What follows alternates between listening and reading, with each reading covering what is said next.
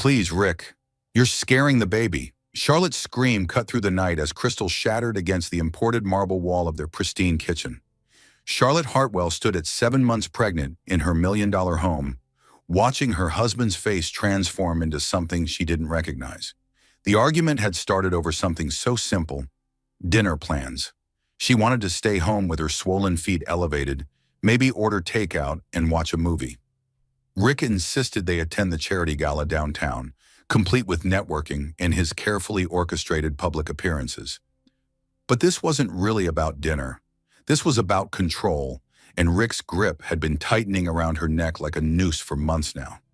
"Don't be so dramatic, Charlotte," Rick snarled, using her full name like a weapon. He only called her Charlie when he wanted something. "You're carrying my air. Act like it matters." Dumber. The first shove caught her off guard, sending her stumbling backward against the kitchen island. Her hands flew instinctively to her belly, protecting the life growing inside her. At 29, Charlotte had thought she understood what marriage meant, what love looked like.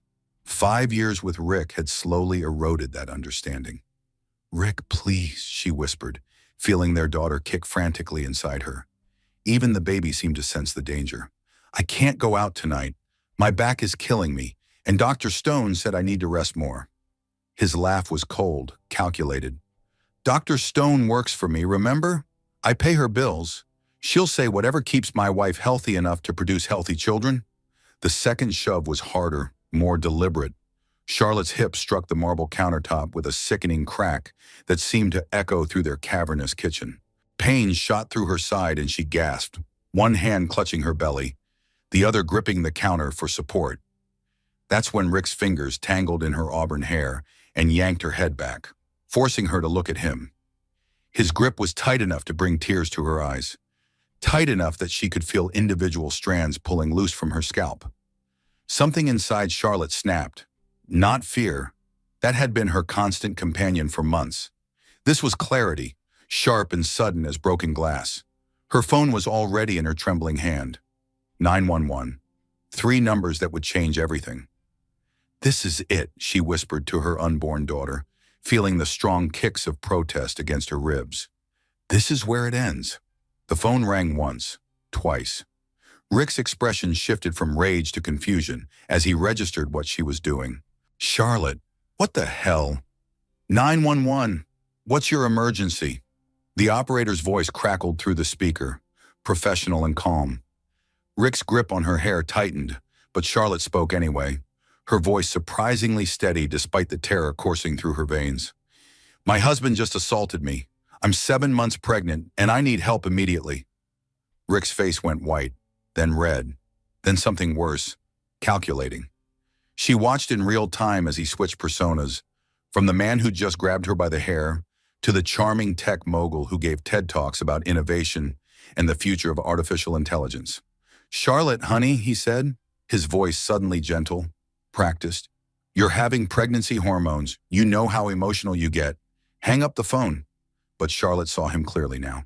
She saw every expensive gift that had come with an apology, every exotic vacation that had followed a misunderstanding, every time he'd convinced her she was being too sensitive, or dramatic, or hormonal. The operator's voice came through again. "Ma'am, are you there? Are you safe right now?" "My address is 4721 Maple Ridge Drive," Charlotte said, her voice growing stronger with each word. "Westfield Heights subdivision. I'm in the kitchen. My husband is here with me." Rick began pacing like a caged animal, running his hand through his perfectly styled hair. She could see him thinking, calculating, trying to figure out how to minimize the damage to his reputation. "Do you know what you're doing?" he hissed, keeping his voice low enough that the operator might not hear. "You're destroying everything we built together. Think about the baby's future, Charlotte. Think about what kind of life you can give her without me." Charlotte looked around at their designer furniture, the imported marble, the professional photographs of their perfect life that decorated every surface. The house that had slowly transformed from dream home to prison without her even noticing. "I am thinking about her future," she said, her free hand pressed protectively against her belly. In the distance, sirens began to wail. Rick stopped pacing, his face cycling through emotions. Panic, rage, calculation, and finally that practiced charm again. "Ma'am, officers are en route," the operator said. "Stay on the line with me until they arrive. Are you injured?" Charlotte touched her scalp where Rick had grabbed her hair.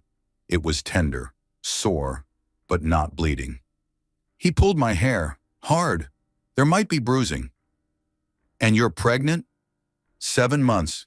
The baby's been kicking frantically since it started." Rick was staring at her now, his expression unreadable. 5 years, he said softly. 5 years of giving you everything. This house, that car, those clothes, that jewelry. Everything you're wearing, I bought for you. Everything you are, I made you." The sirens were getting louder now, closer. Red and blue lights began to flash through their floor-to-ceiling windows, painting the white walls in alternating colors. Charlotte walked toward the front door, phone still pressed to her ear, Rick trailing behind her like a shadow. "Ma'am, are the officers outside now?" "Yes," Charlotte said, and without hesitation, she opened the front door before they even knocked. 2 police officers stood on her doorstep, one older woman with kind eyes and graying hair, one younger man who looked barely old enough to be out of training. The woman stepped forward. "Mrs. Hartwell, I'm Detective Maria Santos. We received a domestic violence call from this address."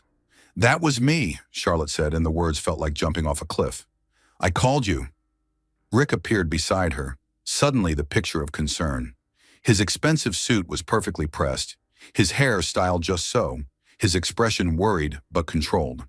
"Officers, I'm Rick Hartwell," he said, extending his hand in that practiced gesture she'd seen him use 1,000 times in business meetings. "I think there's been a misunderstanding. My wife is 7 months pregnant, and her emotions have been quite volatile lately. You know how it is." Detective Santos didn't take his outstretched hand. Instead, she looked directly at Charlotte. "Ma'am, we need to speak with you privately. Is there somewhere we can talk?" Charlotte nodded, stepping aside to let the officers enter their home. As she led them toward the living room, she caught sight of herself in the hallway mirror, pale, shaken, her hair disheveled where Rick had grabbed it, but her eyes clear and determined. For the first time in months, she recognized the woman looking back at her. Detective Maria Santos had responded to domestic violence calls for 15 years. She'd seen it all, the bruises, the excuses, the careful choreography of abuse that played out in living rooms just like this one. But something about Charlotte Hartwell struck her immediately. Most victims were either hysterical or completely shut down, dissociated from their trauma. Charlotte was neither. She sat on the edge of the Italian leather sofa, her hands cradling her pregnant belly, and her voice was steady as she recounted the evening's events. "The argument started around 8:30, Charlotte said, glancing at the grandfather clock in the corner. "Rick wanted me to attend a charity gala with him tonight. I told him I was too tired, that my back was hurting and I needed a rest." Officer Tom Bradley, the younger policeman, took notes while Detective Santos listened. Rick paced near the windows, his phone buzzing constantly with what Charlotte assumed were concerned messages from friends and business associates who'd heard the sirens. "Mrs. Hartwell," Detective Santos said gently, "you mentioned on the phone that your husband assaulted you. Can you describe exactly what happened?" Charlotte took a deep breath, feeling her daughter's strong kicks against her ribs. "He shoved me. Twice. The first time caught me off guard.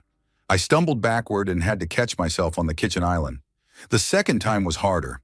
I hit the counter with my hip." She lifted her shirt slightly, revealing a dark bruise already forming along her hip bone. Detective Santos photographed it with a professional camera, while Officer Bradley continued writing. "After the second shove, he grabbed my hair," Charlotte continued, unconsciously touching her scalp. "He pulled my head back and held it there while he talked to me. That's when I called 911. Rick stopped pacing. "Detective, I need to correct something here. Charlotte has been under tremendous stress with the pregnancy. Her hormones are affecting her judgment. I never assaulted anyone. I was trying to calm her down." Detective Santos had heard variations of this speech hundreds of times. She turned to Rick with the patient expression of someone who'd mastered the art of letting people reveal themselves. "Mr. Hartwell, where exactly were you when Mrs. Hartwell made the emergency call?" "I was right there with her, obviously, trying to convince her to hang up and discuss this rationally." "And you didn't attempt to stop her from calling?" Rick's jaw tightened almost imperceptibly. "I told her she was overreacting. that calling the police was unnecessary. Detective Santos nodded and made a note. Then she turned back to Charlotte. Mrs. Hartwell, has anything like this happened before? Charlotte hesitated. This was the moment she'd been dreading. Once she said the words out loud, there would be no taking them back, no pretending everything was fine. Not exactly like this, she said slowly, but Rick has ways of controlling situations. Controlling me. Such as? Charlotte looked at Rick, who was staring at her with an expression she couldn't read. He monitors my phone calls. He's installed tracking apps, so he always knows where I am. He controls all our finances. I don't have access to our bank accounts or credit cards without his approval. That's called being responsible with money, Rick interjected. Charlotte has never been good with financial planning. I handle our investments, our accounts, our financial future. When did this financial arrangement begin? Detective Santos asked. About 2 years ago, Charlotte admitted. Rick said it would be simpler if he managed everything. He said I could focus on other things. Like what? Charlotte realized she couldn't answer that question. What had she been focusing on for the past 2 years? Decorating their house according to Rick's specifications? Attending social events where she smiled and nodded while he networked? Trying to get pregnant because Rick wanted an heir? I used to work, she said suddenly. I was a marketing executive at Davidson Communications. I was good at my job. When did you stop working? 3 years ago. Rick said it would be better for our relationship if I didn't have the stress of a career. He said he made enough money for both of us.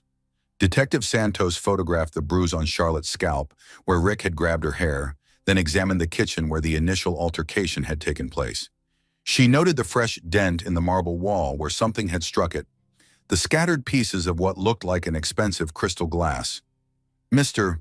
Hartwell, she said, returning to the living room, how do you explain the damage in the kitchen? Rick's composure slipped for just a moment. Charlotte threw a glass. She was hysterical. Actually, Charlotte said quietly, you threw it. At the wall behind me. Mrs. Hartwell, I need to ask you a difficult question, Detective Santos said, sitting down across from her. Do you feel safe staying in this house tonight? Charlotte looked around at their multi-million-dollar home, the designer furniture Rick had chosen, the art collection he'd curated, the life he'd built around them, both like an elaborate cage. She thought about sleeping in the same bed with a man who'd grabbed her hair and shoved her while she was carrying his child. No, she said simply. I don't. Rick's phone rang, and he glanced at it with obvious frustration. This is ridiculous. Officers, my wife is clearly having some kind of pregnancy-related emotional episode. She's been seeing a therapist for anxiety, Dr. Rebecca Martinez downtown. You can call her tomorrow and confirm that Charlotte has been struggling with irrational fears. I've been struggling with fears that are apparently rational, Charlotte said, her voice growing stronger. Fears that my husband might hurt me. Detective Santos stood up. Mr. Hartwell, based on Mrs. Hartwell's statement and the physical evidence we've observed, I'm placing you under arrest for domestic violence. The room went silent except for the grandfather clock ticking in the corner. Rick's face cycled through disbelief, rage, and finally, cold calculation. Detective, you're making a serious mistake, he said as Officer Bradley approached with handcuffs. I'm Rick Hartwell. I employ over 300 people in this city. I sit on the hospital board, the Arts Council, and the Mayor's Economic Development Committee. One phone call from my attorney will have you investigating parking violations by morning. The Detective Santos had heard this speech before too.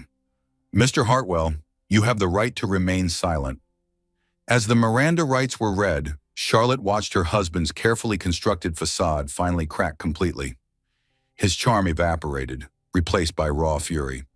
You'll never survive without me, Charlotte, he snarled as the handcuffs clicked into place. You have nothing. You are nothing.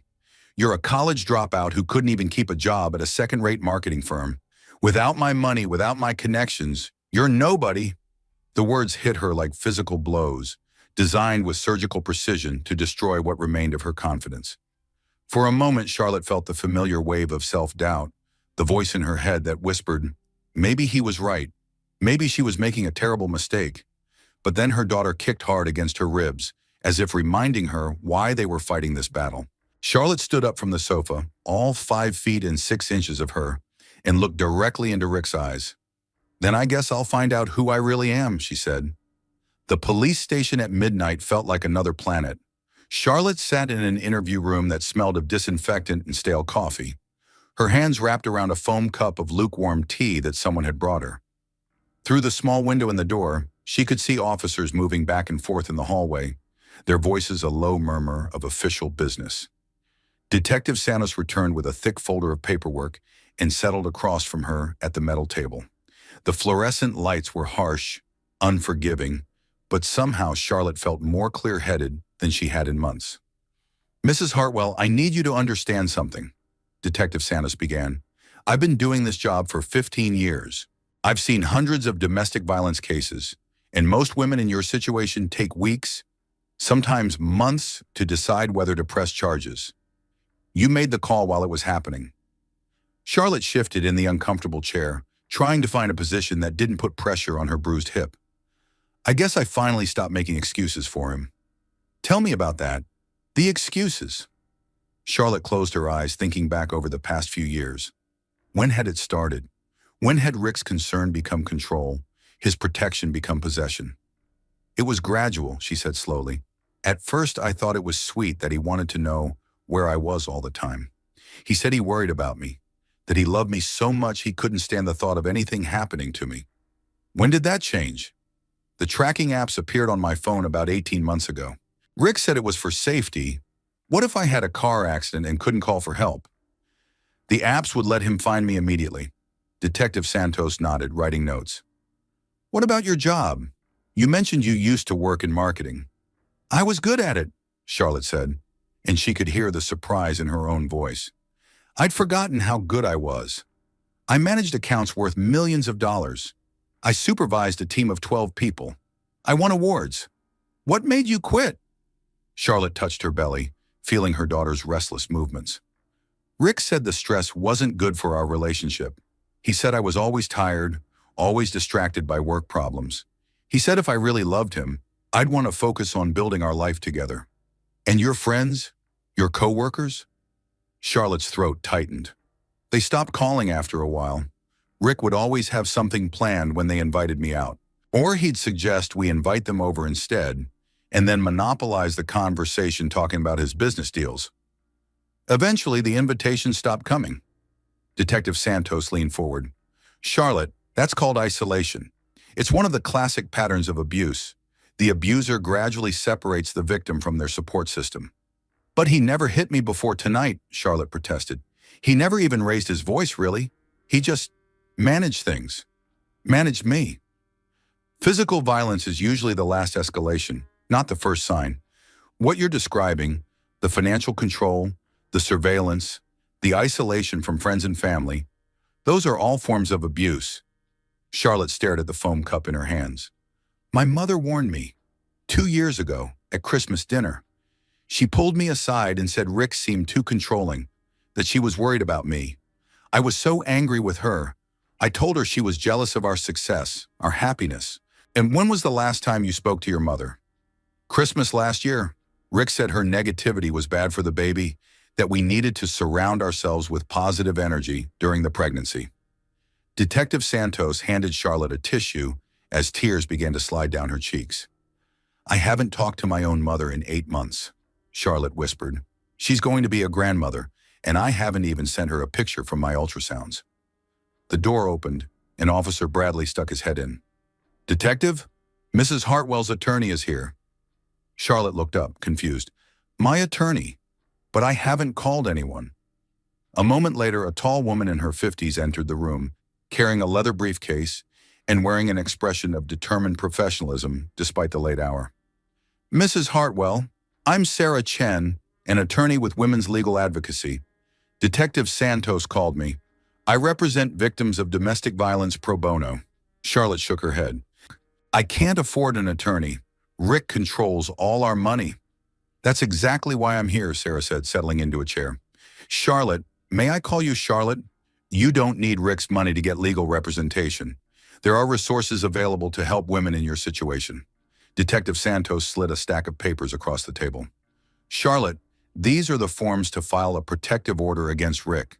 It will legally require him to stay away from you and have no contact with you while the case is pending.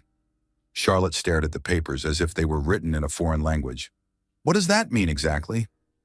It means he can't come to wherever you're staying, Sarah explained.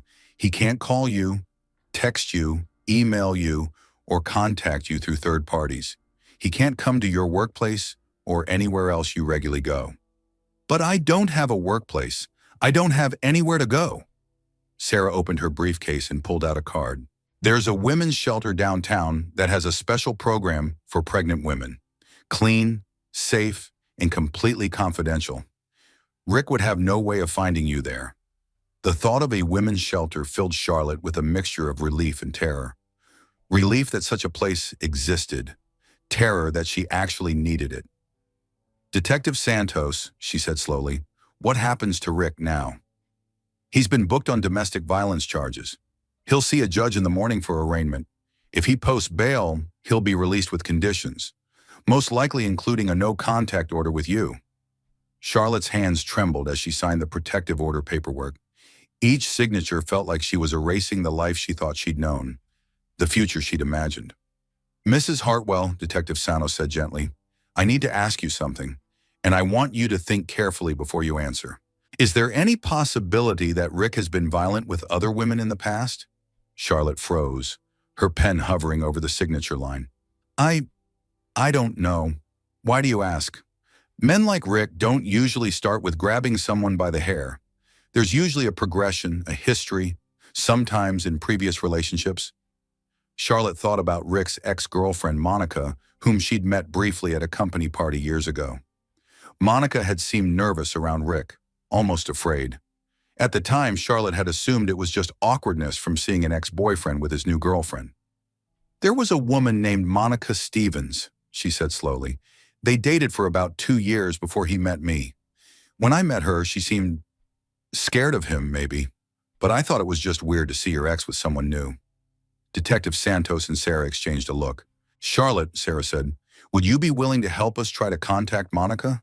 If Rick has a pattern of abuse, it could significantly strengthen your case. Charlotte nodded, then stopped. But what if she doesn't want to get involved? What if she's moved on and doesn't want to revisit that part of her life? That's her choice to make, Detective Santos said. But she might be grateful that someone is finally holding Rick accountable. As Charlotte finished signing the paperwork, her phone buzzed with a text message. Then another, all from numbers she didn't recognize. Friends and business associates of Rick's, Sarah said, glancing at the messages. This is also typical. The abuser's social circle will often pressure the victim to drop charges, to work things out, to think about his reputation and career. Charlotte read one of the messages. Charlotte, this is David Morrison from the Country Club. I hope you'll reconsider this rash decision. Rick is a pillar of our community. Surely whatever happened can be worked out privately.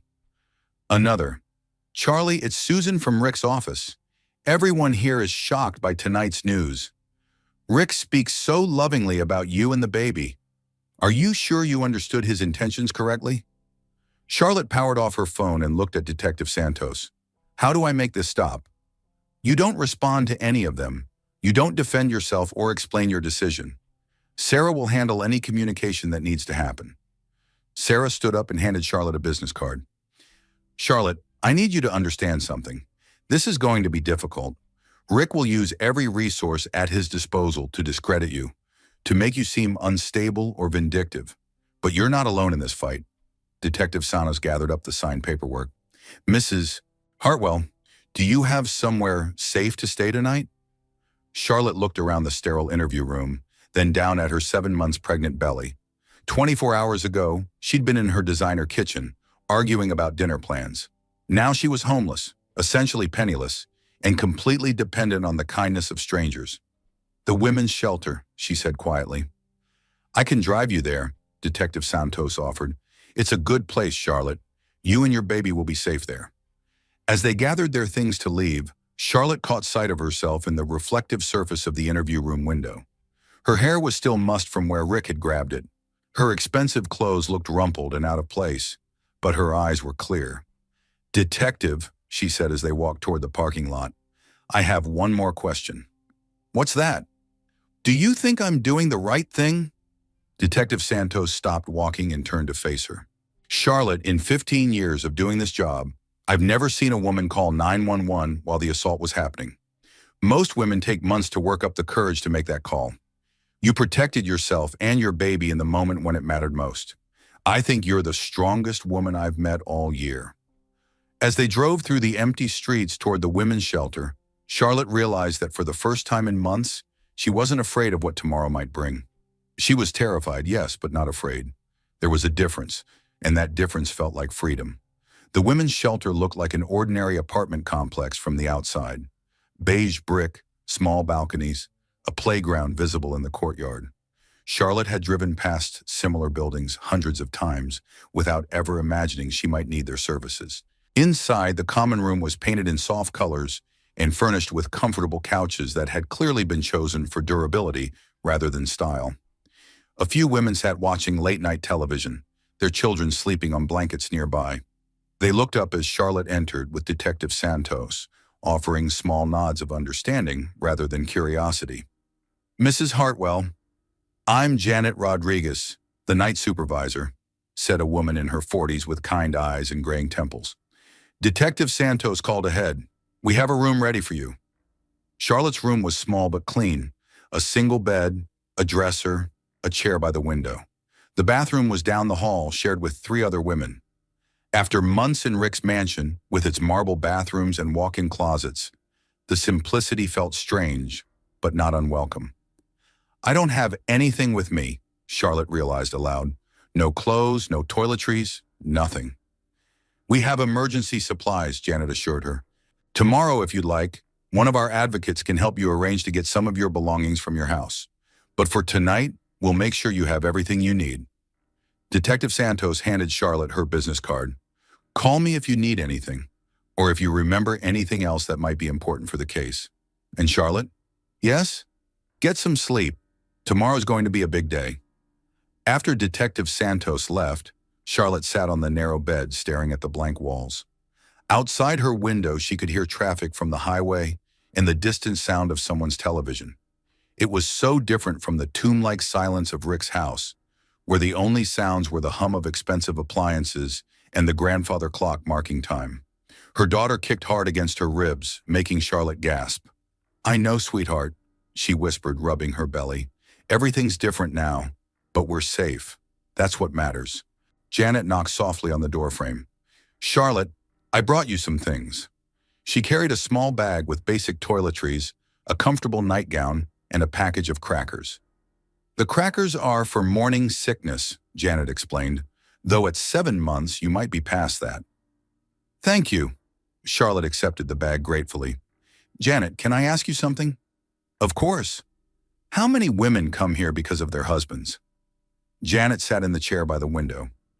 "About 60% of our residents are leaving marriages or long-term relationships. The other 40% are usually leaving boyfriends or occasionally family situations." Do most of them go back?" Janet's expression was gentle but honest. "Some do. Leaving an abusive relationship is complicated, especially when there are children involved, when the woman has been financially dependent, when there are threats about custody or immigration status. But Charlotte, every woman who walks through our doors is stronger than she thinks she is." "I don't feel strong. I feel terrified." "That's normal. You've just made one of the most difficult decisions a person can make. It's natural to feel scared." Charlotte looked out the window at the city lights spreading into the distance. Somewhere out there, Rick was probably in a jail cell, furious and planning his next move. Somewhere else, their house sat empty, full of expensive things that suddenly seemed meaningless. "Janet, what happens now? I mean, practically speaking, I don't have any money, any credit cards, any way to support myself and the baby. Tomorrow you'll meet with one of our social services advocates. She'll help you apply for emergency assistance, medical coverage for your pregnancy, and housing assistance for after the baby's born. There are resources available, Charlotte. You won't fall through the cracks." After Janet left, Charlotte changed into the provided nightgown and lay down on the narrow bed. The mattress was firm, nothing like the luxury pillow top she'd grown accustomed to, but it felt safe in a way Rick's bed never had. Her phone, which she'd turned back on briefly, showed 37 missed calls and over 200 text messages. Friends of Rick's, business associates, people from their social circle, all wanting to know what was happening, all subtly or not so subtly, suggesting she reconsider her actions. One message stood out from the others. It was from Hannah Walsh, her former best friend and co-worker from Davidson Communications. "Charlie, I saw the news. If you need anything at all, call me. I've been worried about you for so long. You're braver than you know." Charlotte stared at the message, remembering how close she and Hannah had been before Rick gradually convinced her that her work friendships were shallow and competitive. Hannah had tried to maintain contact, but Charlotte had slowly let the friendship fade, believing Rick's subtle suggestions that Hannah was jealous of their happiness. Another message caught her attention, this one from a number she didn't recognize. "Mrs. Hartwell, this is Dr. Rebecca Stone's office. We saw the police report mentioned you're pregnant. If you need medical care or have any concerns about your pregnancy after tonight's incident, please call us immediately, day or night."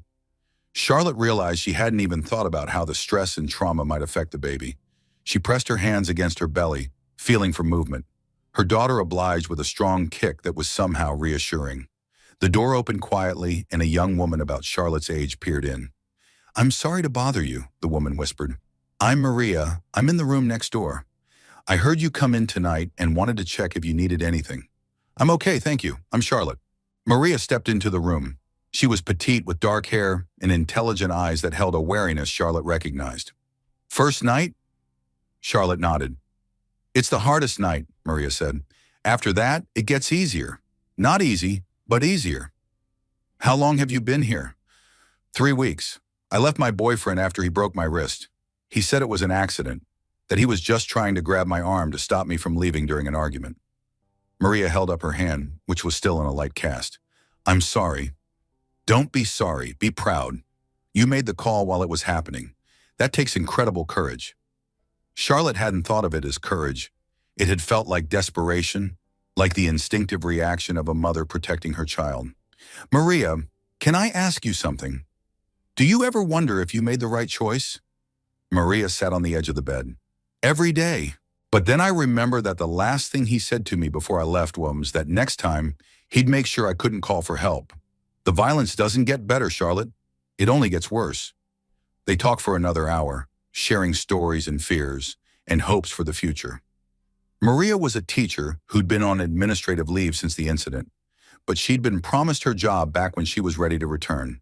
She had family in California who were helping with legal fees. "The advocates here are amazing," Maria said as she prepared to return to her room.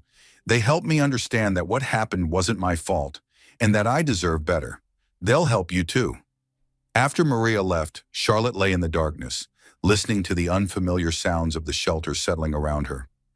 Women's voices murmuring in other rooms, children coughing, the elevator dinging as the night supervisor made her rounds. She thought about Rick, probably lying awake in his jail cell, plotting his legal strategy. She thought about their house, empty and cold, all those expensive things waiting in the darkness. She thought about the life they'd planned together.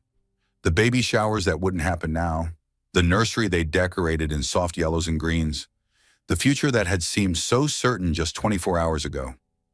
But more than anything, she thought about the moment she dialed 911, the moment she'd chosen her daughter's safety over everything else. That moment had changed everything, had revealed a strength she didn't know she possessed. Her phone buzzed with one final message of the night. This one was from her mother. "Charlotte, I don't know what's happening, but whatever it is, I love you and I'm here if you need me. Call me when you're ready. Mom." Charlotte closed her eyes and felt tears sliding down her cheeks. Not tears of sadness or fear, but tears of relief. For the first time in years, she wasn't alone.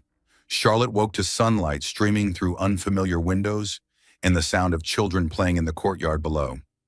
For a moment, she forgot where she was, expecting to see Rick's modern bedroom with its wall of windows overlooking their perfectly manicured lawn. Instead, she saw beige walls and a small dresser, and reality came flooding back. Her first thought was of the baby. She placed her hands on her belly and waited, holding her breath until she felt the familiar flutter of movement that meant her daughter was okay. A soft knock on the door interrupted her morning assessment. "Charlotte, it's Janet. Are you awake? Come in." Janet entered with a cup of tea and a concerned expression. "How did you sleep?" "Better than I expected," Charlotte admitted, accepting the tea gratefully. "What time is it?" "Just after 9. You missed breakfast in the dining room, but I saved you some pastries and fruit. There's someone here to see you. Sarah Chen, your attorney." Charlotte's stomach clenched. She'd hoped for at least one peaceful morning before diving back into the legal complications of her situation. "Is everything okay?" "She has some updates about Rick's arraignment this morning. She's waiting in the conference room whenever you're ready." Charlotte dressed quickly in the clothes Janet had provided, simple jeans and a soft sweater that stretched over her belly. Looking in the small mirror above the dresser, she barely recognized herself without makeup or her usual careful styling. But she looked real, more real than she had in months. Sarah was waiting in the conference room with coffee and a stack of papers. She looked up as Charlotte entered, her expression serious but not grim. "Good morning, Charlotte. How are you feeling?" "Overwhelmed," Charlotte said honestly, settling into a chair. "But okay. I have news from Rick's arraignment. He's been released on bail with a no-contact order that mirrors your protective order. He's legally required to stay at least 500 feet away from you at all times." Charlotte felt a chill despite the warm tea. "So he's free?" "For now." His attorney immediately started making noise about your mental state, about pregnancy hormones affecting your judgment, standard defense tactics in domestic violence cases. "What kind of noise?" Sarah consulted her notes. "They're claiming you've been receiving psychiatric treatment for anxiety and depression, that you have a history of irrational behavior, that Rick was simply trying to calm you down when you became hysterical." Charlotte's face burned. She had been seeing Dr. Martinez for anxiety, but only because Rick had convinced her that her growing unease in their marriage was a personal failing she needed to fix. "Charlotte, I need to ask you about Dr. Martinez. What kind of treatment have you been receiving?" "Talk therapy, mostly. Rick suggested I see her about 6 months ago. He said I seemed anxious all the time, that it wasn't healthy for the baby." "What did you discuss in your sessions?" Charlotte thought back to her appointments with Dr. Martinez. "I talked about feeling isolated, about missing my job, about feeling like I'd lost myself somehow. Dr. Martinez kept asking about my support system, about my relationship with Rick." "What did she conclude?" "She said my anxiety seemed situational rather than clinical. She recommended I reconnect with old friends, maybe consider going back to work part-time after the baby was born. When I told Rick about her suggestions, he said she didn't understand our situation, that she was trying to undermine our marriage." Sarah made notes as Charlotte spoke. "Did Dr. Martinez ever suggest that your anxiety might be related to your relationship with Rick?" "Not directly, but she asked a lot of questions about how I felt when Rick was around versus when he wasn't. She asked about my decision-making process, whether I felt free to make choices about my daily life. Charlotte, would you be willing to sign a release allowing me to speak with Dr. Martinez? Her assessment could actually support our case rather than Rick's defense." "You think so?" "A therapist who can testify that your anxiety was situational and related to your home environment would contradict Rick's claim that you have ongoing mental health issues that affect your judgment." Charlotte signed the release, then Sarah moved on to more practical matters. "We need to discuss your immediate needs: housing, income, medical care. The shelter is temporary. Most residents stay 30 to 60 days while they get back on their feet. I don't have anywhere to go after that. Rick owns our house outright, and I haven't worked in 3 years. I don't even have a current resume." Let's tackle these one at a time. First, housing. There are several transitional housing programs for pregnant women and new mothers. They provide furnished apartments for up to 18 months while you establish independence. What about income? You're eligible for emergency assistance while the divorce is pending. It's not much, but it will cover basic needs. More importantly, we need to discuss a spousal support in property division. Sarah pulled out a thick document. "This is the prenuptial agreement you signed before your marriage. Have you ever read through it carefully?" Charlotte shook her head. "Rick's lawyer explained it to me before our wedding. He said it was standard, just protecting both of our assets in case of divorce." Charlotte, this prenup is extremely one-sided. According to this document, you would leave the marriage with almost nothing. No claim to the house, the cars, the investment accounts, or Rick's business interests. Charlotte felt sick. So I really would have nothing. Not necessarily. Prenuptial agreements can be challenged in court, especially when there's evidence of duress, lack of independent legal counsel, or domestic violence. The fact that Rick isolated you financially and then became physically abusive could void significant portions of this agreement. Sarah leaned forward. Charlotte, I'm going to ask you a difficult question. Are you prepared for Rick to fight dirty? Because that's what's going to happen. What do you mean? He's already started. The mental health angle is just the beginning. He'll likely claim you're an unfit mother, that you're unstable and vindictive. He'll try to turn your friends and social circle against you. He'll use every resource at his disposal to discredit you and minimize his financial obligations. Charlotte thought about the dozens of messages on her phone, the pressure from Rick's friends and business associates. He's already started that too. Good. That means you know what to expect. The key is not to engage. Don't respond to calls or messages from anyone in Rick's circle. Don't try to defend yourself or explain your side of the story. Let me handle all communication. There was another knock on the conference room door, and Janet peered in. Charlotte, your mother is here. Charlotte's breath caught. My mother? Here? Grace Whitmore? She says she drove all night from Cincinnati. Charlotte looked at Sarah, who nodded encouragingly. Family support is crucial in cases like this. If your mother is willing to help, that's a significant advantage. A moment later, Grace Whitmore hurried into the conference room, her graying hair pulled back in a hasty ponytail, her clothes wrinkled from the long drive. She looked older than Charlotte remembered, more fragile, but her eyes were bright with determination. Charlie, she said, and Charlotte burst into tears. Grace crossed the room in 3 steps and wrapped her daughter in a fierce hug, careful of her pregnant belly. Oh, sweetheart, I'm so sorry. I'm so sorry I wasn't there when you needed me. Mom, I was horrible to you. I chose Rick over family. I believed him when he said you were jealous of our happiness. Hush, Grace said, stroking Charlotte's hair. That's what abusers do. They isolate their victims from anyone who might help them see clearly. I never stopped loving you, and I never stopped hoping you'd realize you deserve better. Sarah discreetly left them alone for their reunion. Mother and daughter held each other and cried for the relationship they'd lost, and the grandchild Grace had never been allowed to celebrate. Mom, Charlotte finally said, pulling back to look at her mother's face. I'm having a daughter, your granddaughter. She's due in 2 months. Grace's face lit up despite her tears. A granddaughter. Charlie, she's going to be beautiful and strong, just like her mother. I don't feel strong. I feel like I've made a mess of everything. Grace took Charlotte's hands in hers. Leaving Rick was the strongest thing you've ever done. It took courage I'm not sure I would have had at your age. What am I going to do, Mom?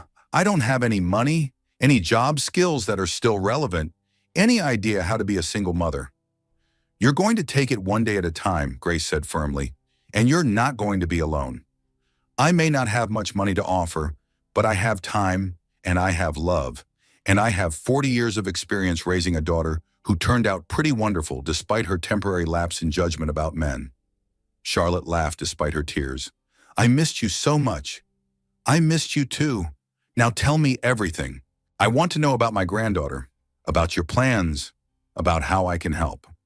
As Charlotte filled her mother in on the past 24 hours, she felt something she hadn't experienced in years, unconditional support.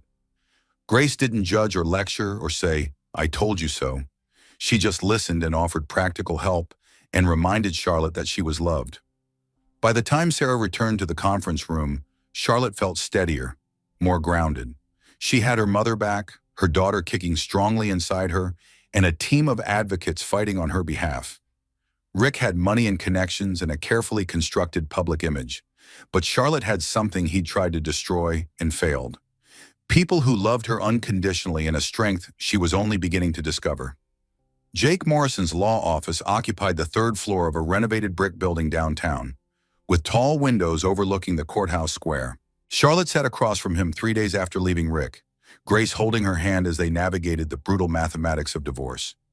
Jake was younger than Charlotte had expected, maybe 40, with kind eyes behind wire-rimmed glasses and the slightly rumpled appearance of someone who cared more about winning cases than impressing clients.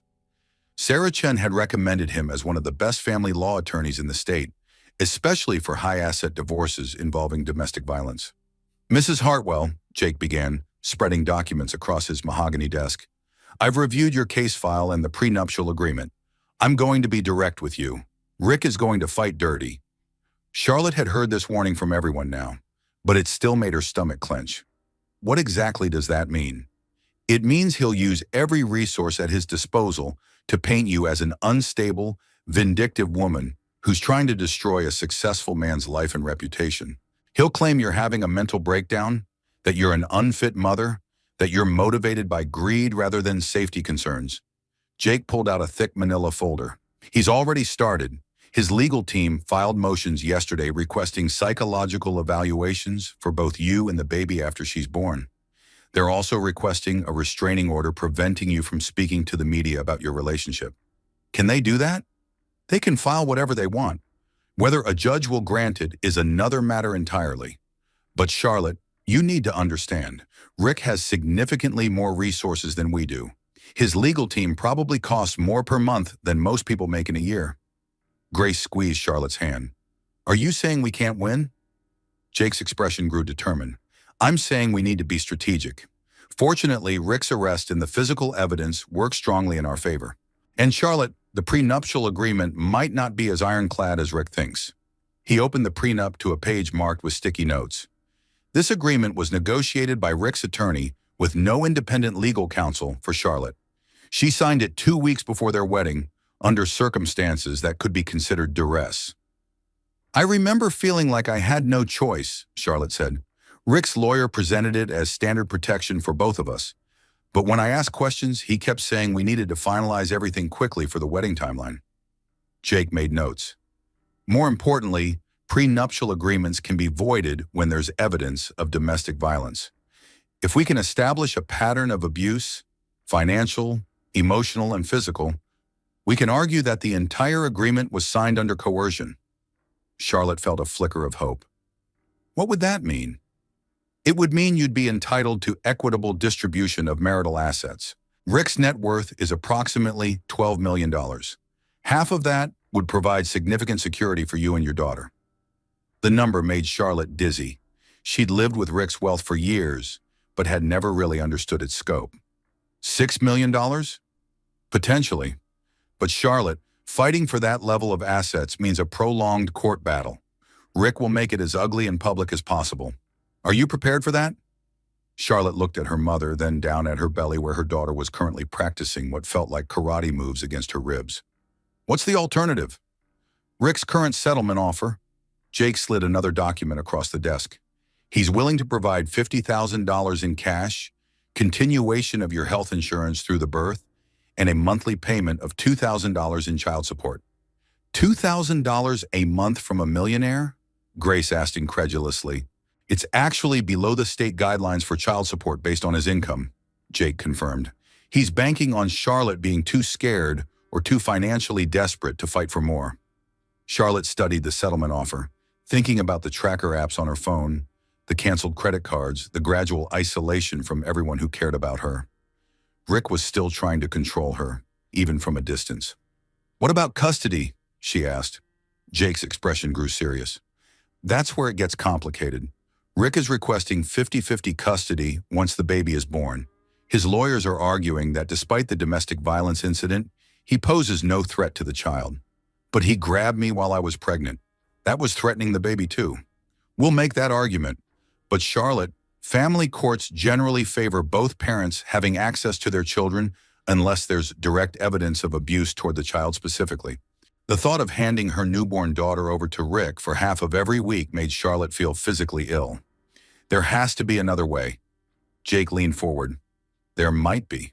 If we can establish a pattern of abuse, not just the single incident that led to his arrest, we can argue for supervised visitation only. But that requires evidence. What kind of evidence? Other victims who are willing to testify. documentation of controlling behavior, medical records showing the impact of stress on your pregnancy, witnesses to his behavior patterns. Charlotte thought about Rick's ex-girlfriend Monica, about Dr. Martinez's notes about her situational anxiety, about Hannah and her other former friends who'd witnessed Rick's gradual takeover of her life. Detective Santos mentioned trying to contact Rick's ex-girlfriend Monica. Do you think she'd be willing to testify? If we can find her, and if she's willing to revisit what might be a traumatic period of her life. That's a lot of ifs. Grace spoke up. What about Charlotte's former co-workers? Surely they noticed changes in her behavior after she married Rick. Jake nodded. That's actually a good angle. We can subpoena employment records, performance reviews, testimony from supervisors and colleagues about Charlotte's competence and stability before Rick's control escalated. Charlotte felt overwhelmed by the complexity of building a legal case around the gradual erosion of her autonomy. Jake, how long will all this take? If we settle quickly, we could have everything finalized before the baby's born. If we fight for equitable distribution and restricted custody, we're looking at 6 to 12 months of litigation. And if we lose? Jake was quiet for a moment. If we lose, you get what Rick's offering now. Minimal assets and 50-50 custody. But Charlotte, I need you to know something. I've been practicing family law for 15 years, and I've never seen a more clear-cut case of financial and emotional abuse. The fact that it escalated to physical violence while you were pregnant gives us significant leverage. Charlotte closed her eyes, feeling her daughter's movements inside her. In 2 months, she'd be born into this complicated world of legal battles and custody arrangements and financial negotiations. She deserved better than that. I want to fight, Charlotte said quietly. Not for the money. Well, not just for the money, for the principle. Rick spent years convincing me I was nothing without him. If I take his settlement offer, I'm proving him right. Grace smiled. That's my daughter talking. Jake gathered the documents. All right then, we fight. But Charlotte, I need you to prepare yourself for what's coming. Rick's team will investigate every aspect of your life. They'll interview anyone who's ever known you, looking for evidence that you're unstable or vindictive. They'll make this personal in ways that might be very painful. More painful than living with Rick? Point taken. Let's get to work. Over the next 2 hours, Jake outlined their strategy. They would request financial records going back 5 years to establish Rick's assets and income.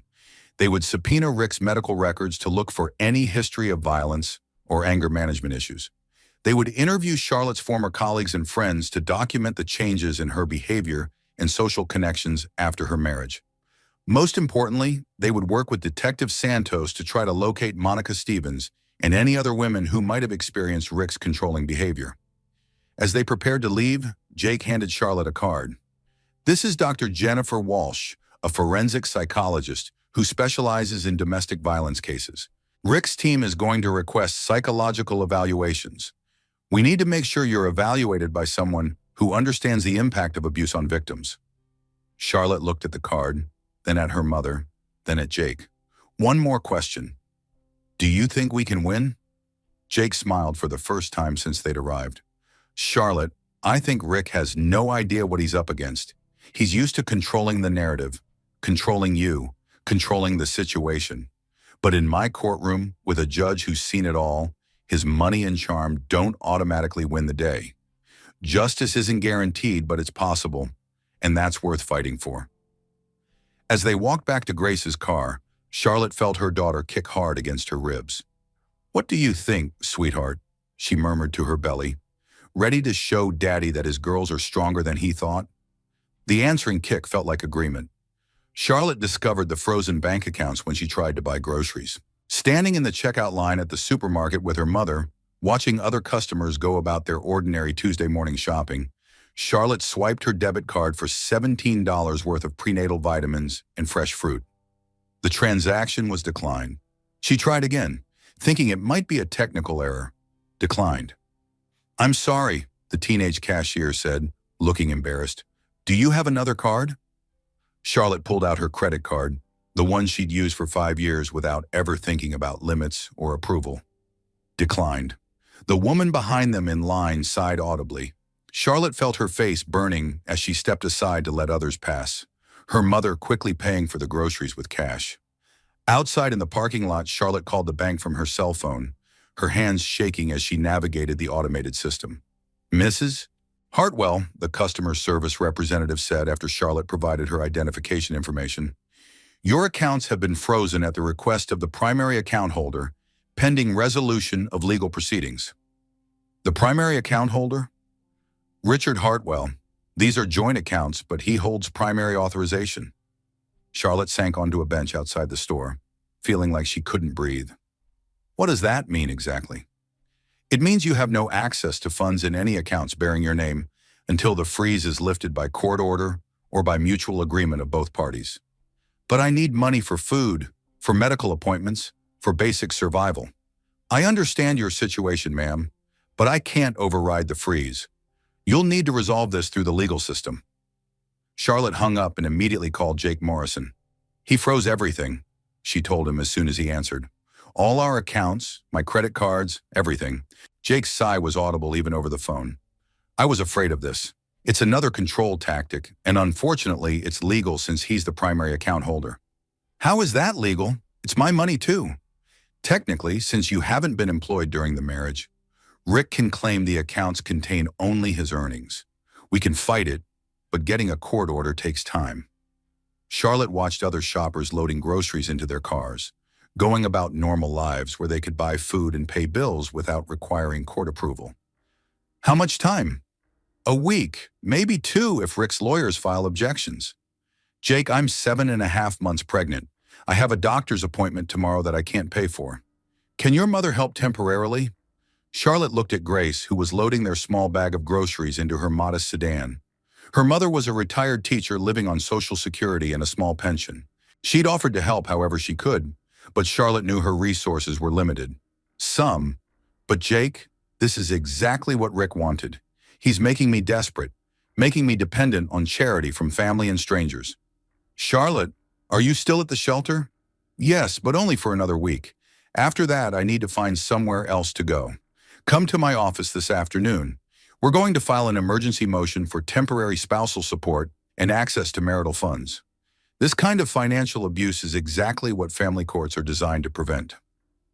After hanging up, Charlotte sat on the bench feeling overwhelmed by the practical realities of leaving Rick.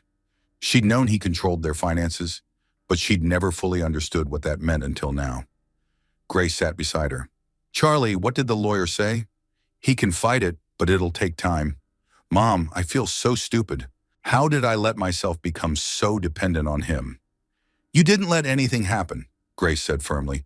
Rick systematically isolated you from your income, your friends, your family, and your independence. That wasn't carelessness on your part. It was calculated abuse on his.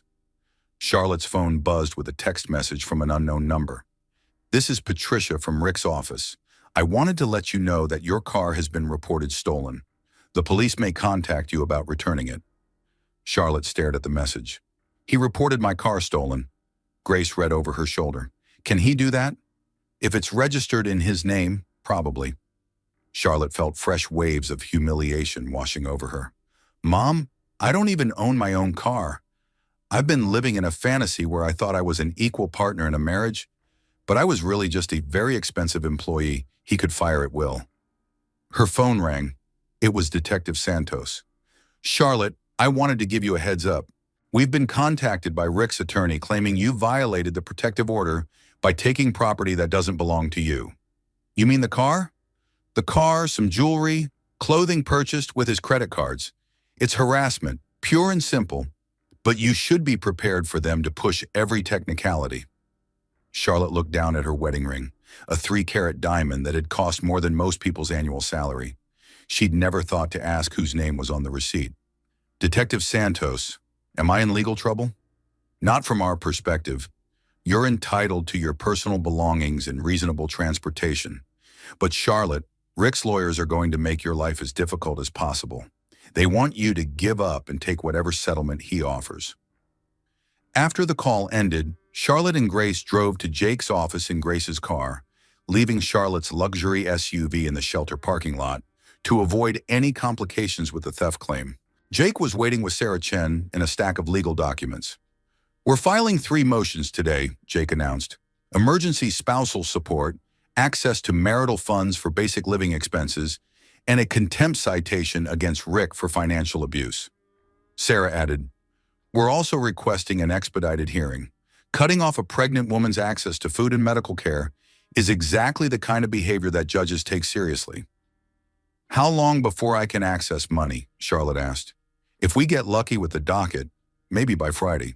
If Rick's lawyers object and request their own hearing, it could be 2 weeks." Charlotte thought about her dwindling cash, the expired food stamps she was too proud to use, the medical bills that would start arriving soon. "There's something else," Jake said, sliding a document across the desk. "Rick's team filed a motion requesting immediate DNA testing after the baby is born." "DNA testing? He's questioning whether it's his child?" "It's another intimidation tactic. He knows the baby is his. You've been married 5 years and haven't been anywhere without his tracking apps knowing about it. But questioning paternity is a way to suggest you're promiscuous or dishonest." Charlotte felt sick. "How can he do that? How can he try to destroy me and then question whether he's the father of my child?" Sarah leaned forward. "Charlotte, this is what we warned you about. Rick is going to use every legal mechanism available to break you down psychologically. The goal is to make you so exhausted and humiliated that you'll accept any settlement just to make it stop." "But we're not going to let that happen," Jake added. "Every one of these frivolous motions makes him look more controlling and vindictive to the judge. He's building our case for us." Charlotte's phone buzzed with another message, this time from Hannah Walsh. "Charlie, I heard what's happening through the professional grapevine. I have some vacation time saved up. Can I help? Can I visit? Can I do anything?" Charlotte showed the message to the lawyers. "Actually, yes," Sarah said. "We need character witnesses, people who can testify about your competence and stability before Rick's control escalated. Your former co-workers could be crucial." Charlotte typed back to Hannah, "Yes, please, I need all the friends I can get right now." Hannah's response was immediate. "On my way. We're going to fight this together." As Charlotte left Jake's office, she realized that Rick's escalating attacks were having an unintended consequence. Instead of isolating her further, his obvious cruelty was motivating people to stand up for her. Hannah was coming. Her mother was here. Jake and Sarah were fighting for her. Rick had money and power and a carefully constructed public image. But Charlotte was discovering something he tried to destroy and failed. A network of people who believed she deserved better and were willing to fight alongside her to prove it. Standing outside the law office, feeling her daughter's strong movements inside her, Charlotte made a decision. Rick wanted to make this ugly in public? Fine. Let him. She was ready to show the world who he really was behind his charming facade. The war he'd started was about to become a battle he couldn't control. The support group met every Thursday evening in the basement of St. Mark's Episcopal Church, a circle of folding chairs arranged under fluorescent lights that flickered occasionally.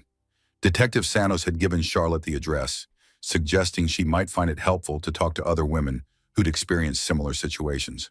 Charlotte almost didn't go.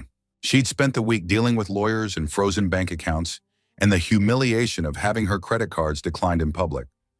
The idea of sitting in a circle and sharing her problems with strangers felt overwhelming. But Hannah had driven down from Indianapolis that afternoon, and she'd insisted they go together. "You need to see that you're not alone in this," Hannah said as they parked outside the church. "And honestly, Charlie, I need to see it too. I've been beating myself up for months wondering if I should have said something when I noticed how much you changed after marrying Rick." The church basement smelled like coffee and old carpet. About 15 women sat in the circle, ranging in age from early 20s to mid-60s. Some held children in their laps. Others sat alone, arms wrapped around themselves like armor.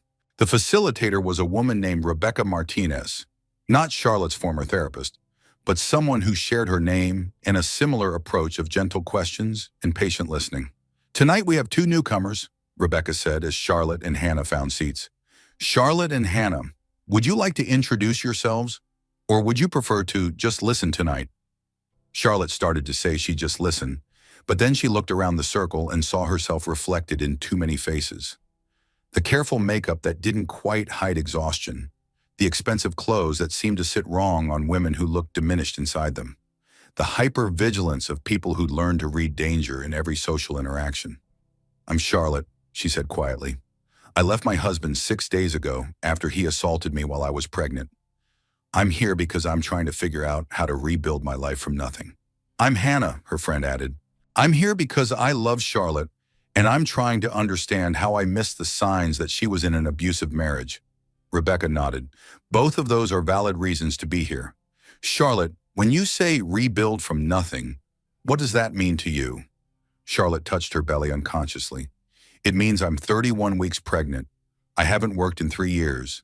I have no access to money, no car, nowhere to live after next week, and no idea how to be a single mother. My husband controlled everything.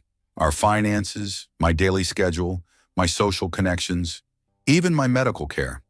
I'm starting over completely." A woman across the circle named Janet raised her hand. "How long were you married?" 5 years, but the control started slowly.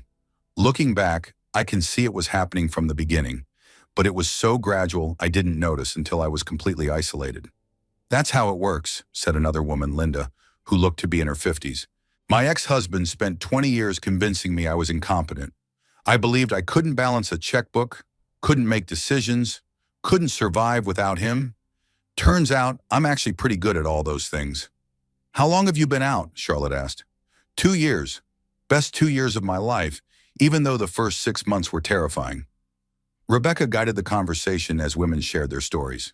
Charlotte heard variations of her own experience: the gradual erosion of independence, the financial control, the isolation from friends and family, the way abuse escalated so slowly that victims blamed themselves for not recognizing it sooner.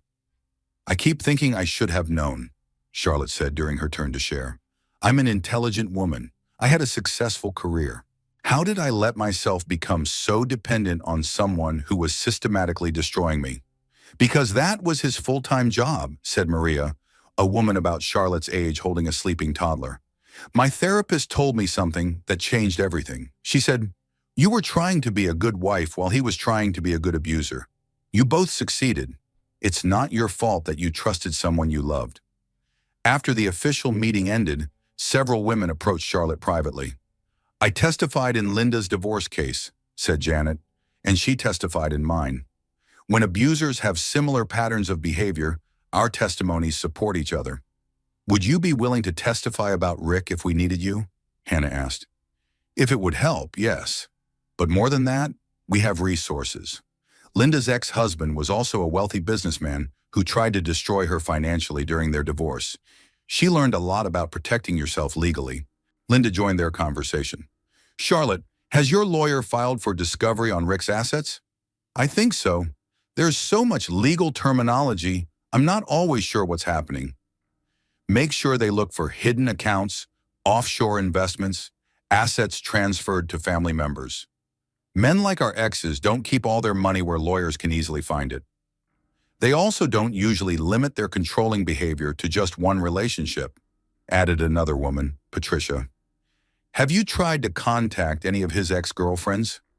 Charlotte nodded. "My lawyer's trying to find Monica Stevens, the woman he dated before me, but we don't know if she'll be willing to talk." Patricia smiled grimly. "She'll talk.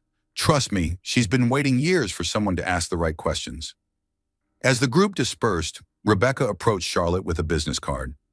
"This is Dr. Jennifer Walsh, the forensic psychologist your lawyer probably mentioned. She also runs a workshop for women going through high-conflict divorces. It's designed to help you understand the legal process and protect yourself emotionally during litigation." Charlotte took the card gratefully. "Is it expensive?" "It's free for domestic violence survivors, funded by grants and donations from women who've been where you are."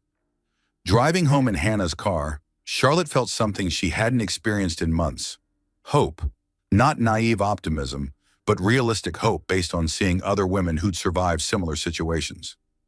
"Hannah, can I ask you something?" "Anything."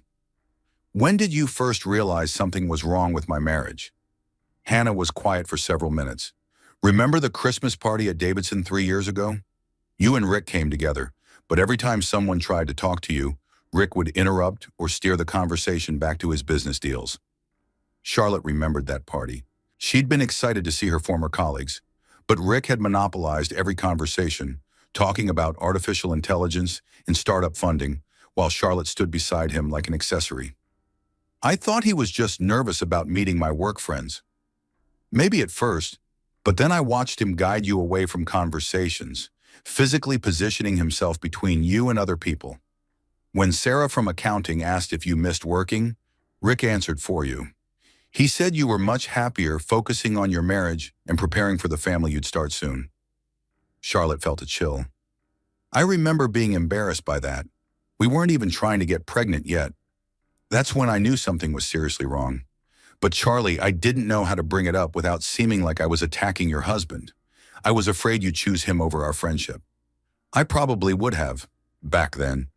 The important thing is that you're choosing differently now. And you're not alone. I'm going to stay in town until after the baby's born. I've already talked to my boss about remote work. Charlotte felt tears burning her eyes. Hannah, you can't put your life on hold for me. I'm not putting my life on hold. I'm prioritizing what matters.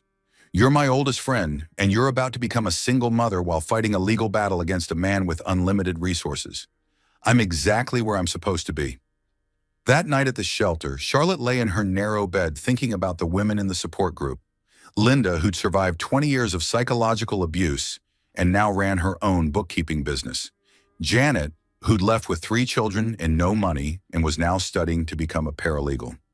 Maria, who'd finished her nursing degree while raising her daughter alone. They'd all rebuilt their lives from nothing. They'd all discovered strength they didn't know they possessed.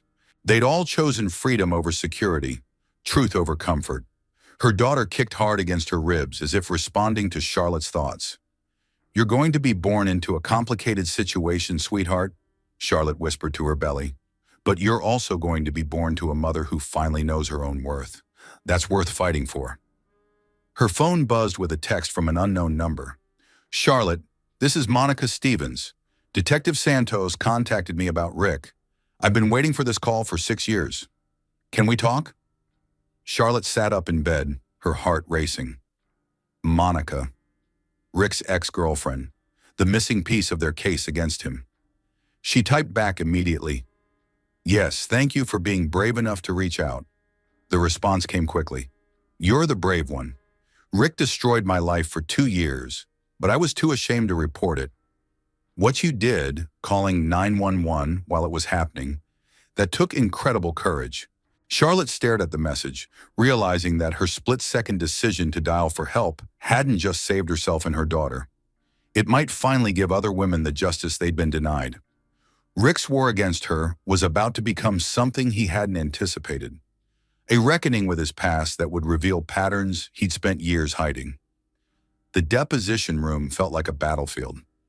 Rick sat across from Charlotte at a polished conference table, flanked by 3 lawyers whose combined hourly rates exceeded most people's annual salaries.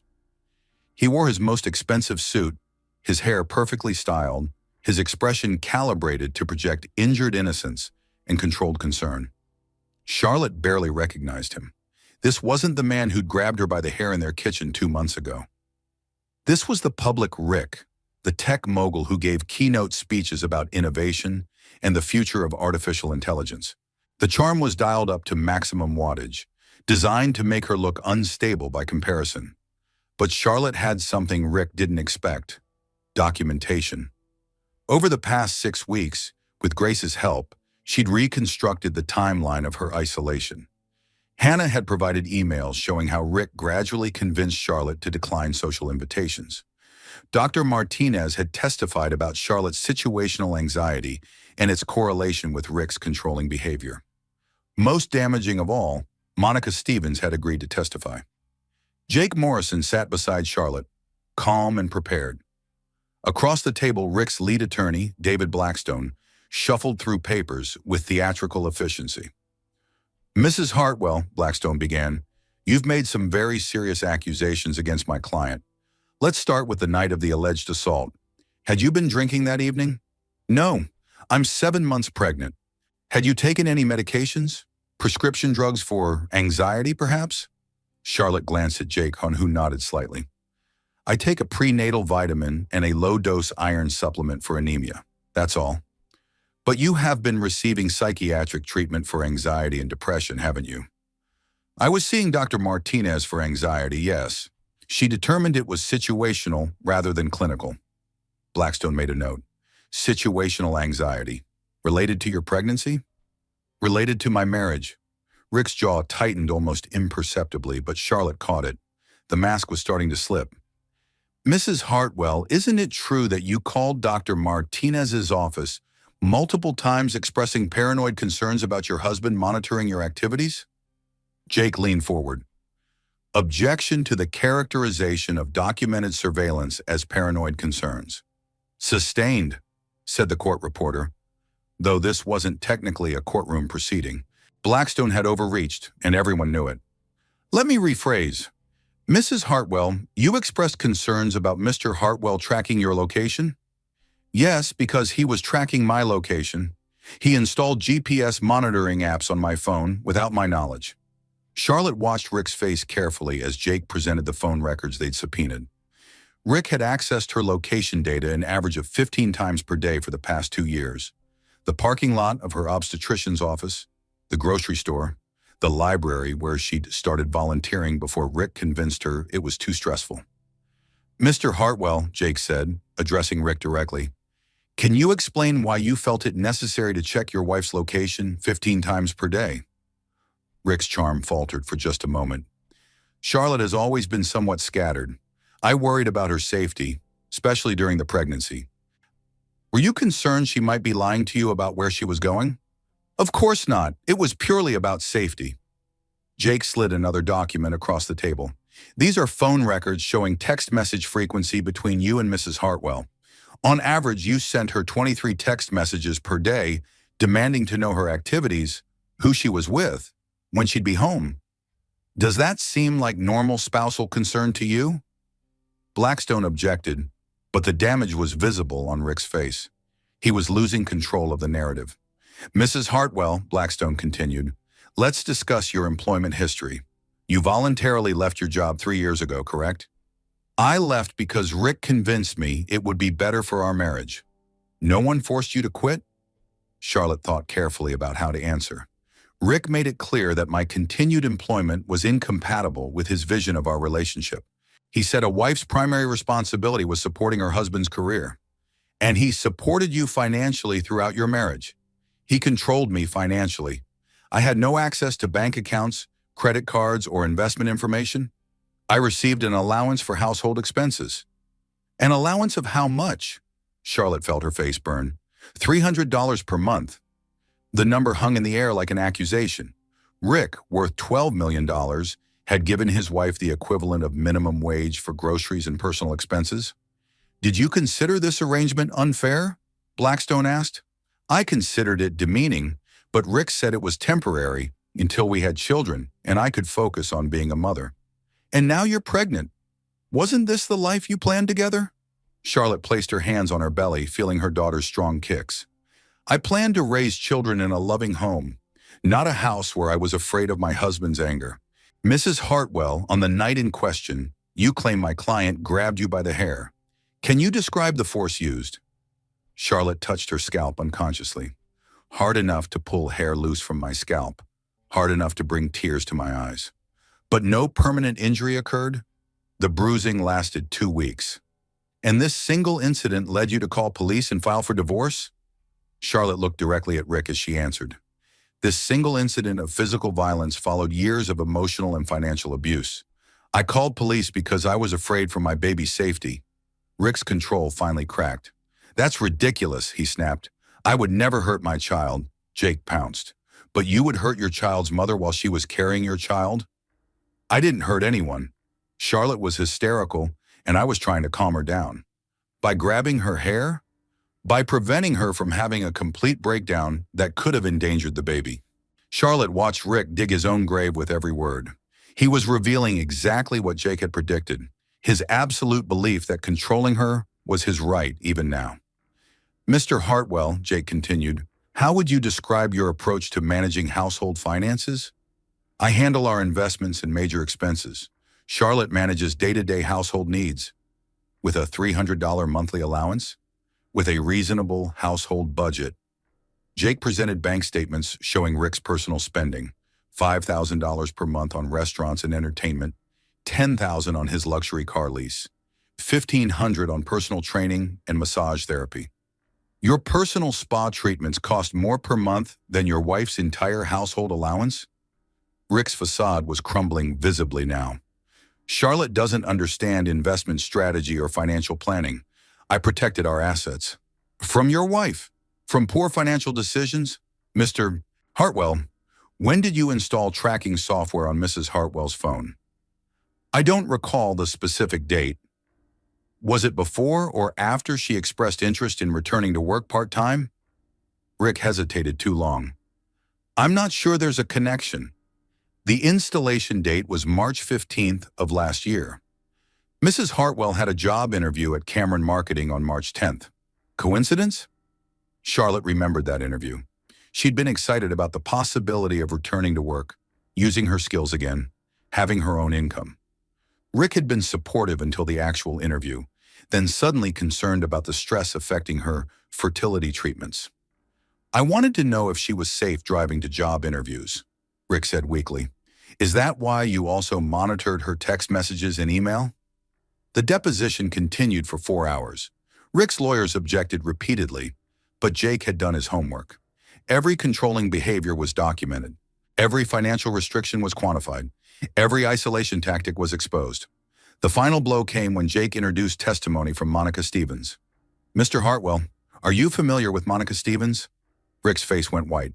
We dated briefly several years ago. For 2 years, according to Miss Stevens' testimony, she describes a pattern of behavior remarkably similar to what Mrs. Hartwell experienced. Financial control, location tracking, isolation from friends and family. The relationship ended when you threw her car keys at her face during an argument. That's a lie. Ms. Stevens has photos of the bruising and medical records from her emergency room visit that night. Rick's lawyers were conferring frantically, clearly unprepared for this revelation. Mr. Hartwell, how many other women have you subjected to this pattern of control and violence? I've never been violent with anyone. Except for grabbing your pregnant wife by the hair? I was trying to help her. Charlotte realized Rick genuinely believed his own narrative. In his mind, controlling her was helping her. Monitoring her was protecting her. Isolating her was improving their relationship. Mr. Hartwell, Jake said quietly, do you believe Mrs. Hartwell has the right to make decisions about her own life? Rick looked confused by the question. Of course. Then why did you require her permission to leave the house? Why did you control her access to money? Why did you monitor her every movement? Someone had to manage the household. Someone had to make responsible decisions. And Mrs. Hartwell wasn't capable of being responsible. Charlotte held her breath as Rick considered his answer. This was the moment Jake had been building toward, getting Rick to admit his fundamental belief that Charlotte was incompetent to manage her own life. Charlotte is intelligent, Rick said slowly, but she's not practical. She's emotional, impulsive. She needed guidance. From you, from someone who understood the bigger picture. And if she disagreed with your guidance? Rick's expression hardened. Then she was wrong. The room fell silent. Rick had just confessed. He saw controlling Charlotte as his right, even his responsibility, because he believed she was incapable of making good decisions without his oversight. Jake gathered his documents. No further questions. As they left the deposition, Charlotte felt lighter than she had in months. Rick's mask had finally slipped completely, revealing the man she'd been married to. Someone who genuinely believed his wife was his property to manage. How do you think we did? Charlotte asked Jake as they reached the parking garage. Jake smiled. Charlotte, Rick just spent 4 hours explaining to a court reporter why he had the right to control every aspect of your life. His own lawyers looked sick by the end. I think we did very well indeed. Charlotte's phone buzzed with a text from Hannah. Monica called me. She says 3 more women have reached out after hearing about the case. Rick's pattern goes back over a decade. Charlotte showed the message to Jake, who whistled low. Rick just went from defending one domestic violence case to potentially facing testimony from multiple victims.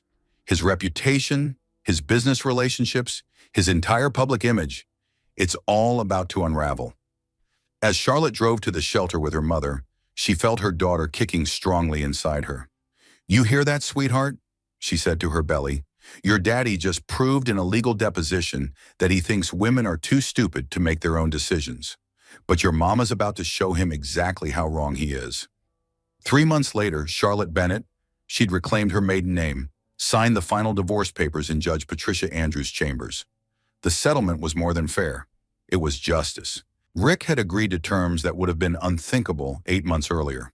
Charlotte received $4 million in assets, full custody of their daughter with Rick limited to supervised visitation, and monthly child support that would ensure their daughter never wanted for anything. More importantly, the case had become public when local news picked up the story of the tech mogul, whose pattern of abuse stretched back over a decade. 4 women had ultimately testified against Rick, painting a picture of systematic manipulation that destroyed his carefully crafted public image. "How does it feel?" Grace asked as they walked out of the courthouse, Charlotte carrying 2-month-old Emma Grace Bennett in her arms. Charlotte paused on the courthouse steps, breathing freely for the first time in years. Emma was perfect, 10 fingers, 10 toes, and her mother's determined spirit, if her strong grip was any indication. "Scary," Charlotte admitted. "Exciting. Real." The fear was manageable now, not the constant terror of living with Rick, but the healthy nervousness of someone starting over. She'd found a townhouse in a good school district, nothing like Rick's mansion, but entirely hers. She'd enrolled in classes to update her marketing skills. Most importantly, she'd discovered that the woman Rick had spent years convincing was helpless was actually quite capable. Hannah was waiting by the car with surprising news. "Charlotte, you're not going to believe this. Cameron Marketing called. They want you back. With a promotion and flexible hours for new mothers. Apparently, your reputation in the industry is still solid." Charlotte shifted Emma to her other arm, feeling a flutter of excitement she hadn't experienced in years. "Really? They said they'd been hoping you'd return to work someday. When they heard about the divorce, they reached out to Hannah to see if you might be interested in freelance consulting while Emma's little." Charlotte looked down at her daughter, who was regarding the world with serious dark eyes that looked remarkably like her mother's. "What do you think, sweetheart? Ready to have a working mom?" Emma's response was to grab Charlotte's finger with surprising strength and refuse to let go. The apartment Charlotte had chosen was small compared to Rick's mansion, but every corner belonged to her. As she painted Emma's nursery in soft yellows and greens, colors she'd chosen herself without consulting anyone, she thought about the woman who'd made that 911 call 9 months ago. She'd been terrified that night, afraid of Rick's anger and uncertain about the future. But she'd also been brave in a way she was only beginning to understand. She'd chosen her daughter's safety over her own security, truth over comfort, freedom over the familiar prison of Rick's control. The nursery was nearly finished when her phone buzzed with a text from an unknown number. "Mrs. Bennett, my name is Sarah Martinez. I saw your story in the news. My husband has been isolating me from my family and controlling our finances for 3 years. I'm pregnant and scared to leave, but seeing your courage has given me hope. Can you help me find resources?"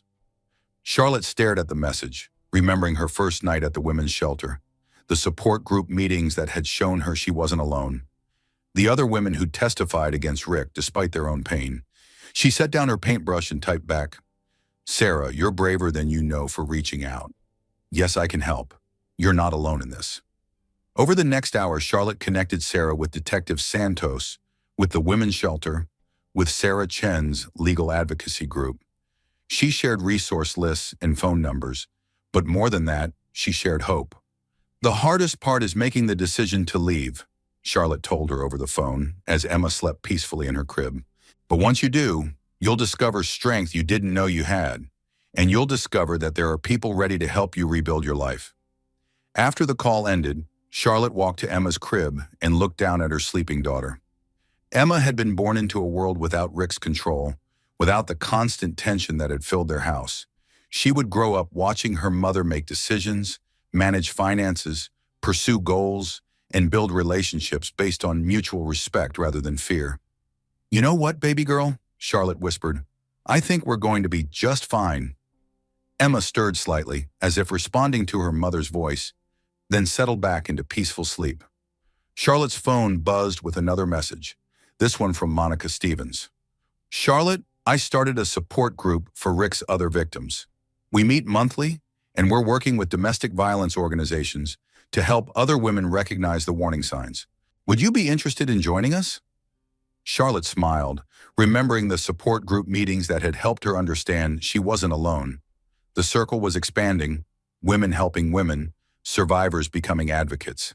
She typed back, "Yes, count me in." As Charlotte finished painting the nursery, she realized that Rick's attempt to destroy her had actually revealed something he'd spent years trying to hide: her own strength. He'd isolated her from friends, and she'd rebuilt those relationships stronger than before. He'd cut off her access to money, and she'd discovered her own earning potential. He tried to convince her she was nothing without him, and she'd proven that she was everything she needed to be. The townhouse was quiet except for the soft sounds of Emma sleeping and the distant hum of traffic. It was peaceful in a way Rick's mansion had never been, filled with love rather than fear. Charlotte's phone rang one final time. It was Jake Morrison with news about Rick's business. 3 of his major investors pulled out after the trial, Jake reported. His company stock has dropped 60%, and there are rumors of a federal investigation into his business practices. Apparently, the pattern of control extended beyond his personal relationships. Charlotte felt a mixture of sadness and satisfaction. She'd never wanted to destroy Rick's life, but she'd needed to protect her own. Sometimes those two things were inseparable. "Jake, do you think he'll ever understand what he did wrong?" Jake was quiet for a moment. "I think Rick genuinely believes he was helping you, protecting you, managing your life for your own good. Men like him rarely develop the self-awareness to recognize their behavior as abusive." What about supervised visitation with Emma? The court-appointed supervisor says Rick spends most visits talking about his business deals and legal troubles rather than interacting with Emma. She's too young to understand now, but eventually she'll recognize the difference between someone who loves her and someone who sees her as a possession. After hanging up, Charlotte checked on Emma one more time, then settled into the rocking chair she'd bought with her own money, earned from her own work, chosen according to her own preferences. She pulled out her laptop and began working on a presentation for Cameron Marketing. Ideas for a campaign targeting professional women returning to work after having children. It felt good to use her brain again, to solve problems and create strategies, and remember how competent she was at things Rick had convinced her she couldn't handle. As she worked, Charlotte thought about all the women who'd reached out since her story became public. Women in marriages like hers, women afraid to leave, women just beginning to recognize that their partner's love looked suspiciously like control. She was no longer just Charlotte Bennett, single mother rebuilding her life. She was Charlotte Bennett, survivor and advocate, living proof that it was possible to escape even the most carefully constructed prison. Her daughter kicked in her sleep, making small sounds of contentment that filled Charlotte's heart. Emma would grow up knowing that her mother had chosen courage over comfort, truth over security, freedom over fear. That was the best inheritance Charlotte could give her, the knowledge that women were strong enough to save themselves and generous enough to help save each other. Outside, the sun was setting over their small city, painting the sky in shades of pink and gold. Charlotte closed her laptop, picked up her sleeping daughter, and stood by the window watching the world wake up to tomorrow. "Ready for whatever comes next, sweetheart?" she whispered to Emma. The baby stirred and opened her eyes, looking directly at her mother with an expression that seemed to say, "With you, I'm ready for anything." Charlotte smiled, kissing Emma's forehead gently. They'd built something beautiful from the ashes of Rick's control, a life based on love rather than fear, choices rather than commands, hope rather than despair. It was exactly the beginning they both deserved. Epilogue. 1 year later, Charlotte stood at the podium of the annual conference for domestic violence advocates, looking out at an audience of social workers, attorneys, law enforcement officers, and survivors.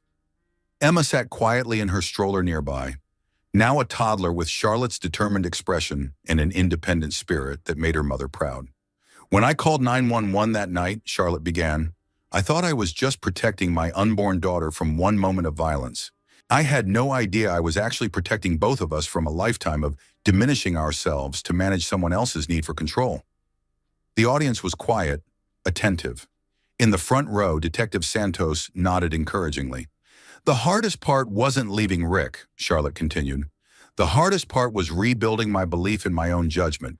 When someone spends years convincing you that your perceptions are wrong, your emotions are excessive, your decisions are flawed, it takes time to trust yourself again. She looked down at Emma, who was quietly examining a board book about strong women throughout history, a gift from Grace, who'd become the grandmother she'd always dreamed of being. But here's what I learned. The strength you need to leave is the same strength you need to rebuild. The courage required for that first phone call is the same courage that helps you start over.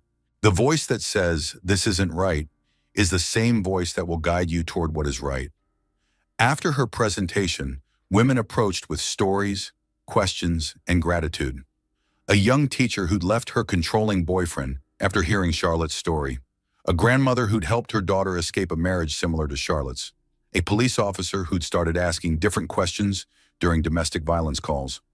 Monica Stevens was there too, now running a nonprofit organization for survivors of financial abuse. "Charlotte, we've helped over 200 women in the past year," she reported, "and it all started with your decision to call for help while it was happening instead of waiting until it was too late." As Charlotte packed up her materials, she reflected on how much had changed. Her work with Cameron Marketing had expanded into a full-time position with benefits and flexibility for single mothers. Emma was thriving in daycare, already showing signs of the independence and confidence Charlotte hoped to nurture. Rick's supervised visits had dwindled to monthly, then quarterly, then stopped altogether when he moved to another state to rebuild his career away from the reputation he'd destroyed. Emma didn't ask about her father yet, but when she did, Charlotte would tell her the truth, that some people love by controlling and some people love by supporting freedom, and it was important to know the difference. The support group Charlotte had joined now met in her living room twice a month. Women at various stages of leaving, healing, and rebuilding gathered to share resources and strength. Last week, they'd celebrated Janet's graduation from paralegal school and Maria's promotion to head nurse. "The most important thing I can tell other women," Charlotte had said during that meeting, "is that leaving isn't the end of your story. It's the beginning of the story you get to write yourself." Now, driving home from the conference with Emma babbling happily in her car seat, Charlotte felt the deep satisfaction of a life reclaimed and purpose found. Her phone showed several missed calls from women who'd heard her speak and wanted help finding resources in their own communities. She'd call them back after Emma's bedtime, offering hope and practical guidance and the reminder that they were stronger than they knew. At home, Charlotte fed Emma dinner while reviewing job applications from women seeking positions at companies that offered domestic violence survivors a fresh start. It was work that felt meaningful in ways her old career never had, using her skills not just to sell products, but to rebuild lives. As she tucked Emma into her crib that night, Charlotte thought about all the women who were sitting in the situations like hers had been. Isolated, controlled, afraid to leave because they couldn't imagine surviving on their own. "Sweet dreams, baby girl," she whispered to Emma. "Tomorrow we're going to keep showing the world that women can save themselves and each other." Emma reached up and grabbed Charlotte's finger with that familiar strength, holding on tight as she drifted off to sleep. Charlotte smiled, remembering the night she'd first felt that grip, in the hospital delivery room, when Emma had arrived healthy and strong despite everything they'd been through together. Even as a newborn, Emma had seemed to understand that they were a team, that they would face whatever came next together. Now, watching her daughter sleep peacefully in the home they'd built together, Charlotte knew that Rick's attempt to break her had actually revealed her unbreakable core. He'd tried to convince her she was nothing, and instead she discovered she was everything she needed to be. Outside their townhouse, the city settled into evening quiet. Other single mothers were tucking their children into bed. Other survivors were making plans for better tomorrows. Other women were finding the courage to make difficult phone calls and hard choices and life-changing decisions. Charlotte's story was one of thousands, but it was also uniquely hers. Proof that love shouldn't hurt, that strength could be quiet, and that sometimes the most courageous thing you could do was refuse to accept less than you deserved. She turned off the nursery light and headed to her own room, where her laptop waited with emails from women seeking help and organizations requesting her advocacy.